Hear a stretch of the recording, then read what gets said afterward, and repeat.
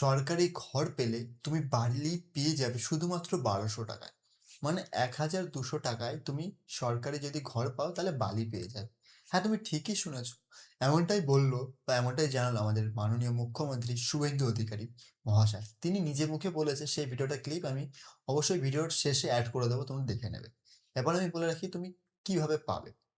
তো প্রধানমন্ত্রী আবাস বা পশ্চিমবঙ্গ আবাসের বাড়ির টাকা পেলে তুমি তোমার সেই টাকা নিয়ে যাবে লোকাল বিল্ডার্সের কাছে বালি, ইট ইত্যাদি কেনার জন্য। শুধুমাত্র বালির ক্ষেত্রে আমাদের সরকার 1200 টাকায় বালি দিচ্ছে এক গাড়ি।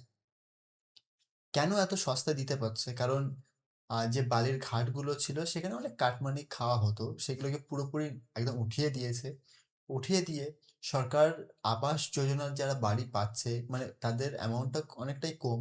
তার জন্য সরকার তাদের 1200 টাকায় শুধুমাত্র 1200 টাকার বিনিময়ে বালি দিচ্ছে। এবার তুমি কোথায় পাবে? এটা কিন্তু এখনো সব জায়গায় চালু হয়নি। এবার যারা দ্বিতীয় কিস্তির টাকা পাচ্ছ, তারা যদি এই সুবিধাটা নাও পাও এবং যারা নতুন করে আবাসের বাড়িতে নাম নথিভুক্ত করেছো, মানে পুজোর পরে টাকা দেবে, তারা কিন্তু পুরোপুরিভাবে এই 1200 টাকার বালি নিতে পারবে। কিভাবে নিতে পারবে? তুমি তোমার পার্শ্ববর্তী যে ভিডিও অফিস আছে সেখানে গিয়ে একবার কথা বলবে।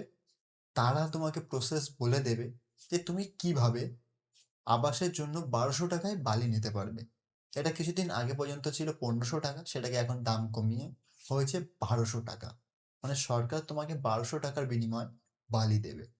এবং কেউ যদি গিয়ে থাকো বা কেউ যদি এই সুবিধা পেয়ে থাকো, কারণ অনেক জায়গায় চালু আছে এবং কিছু কিছু জায়গায় চালু নেই।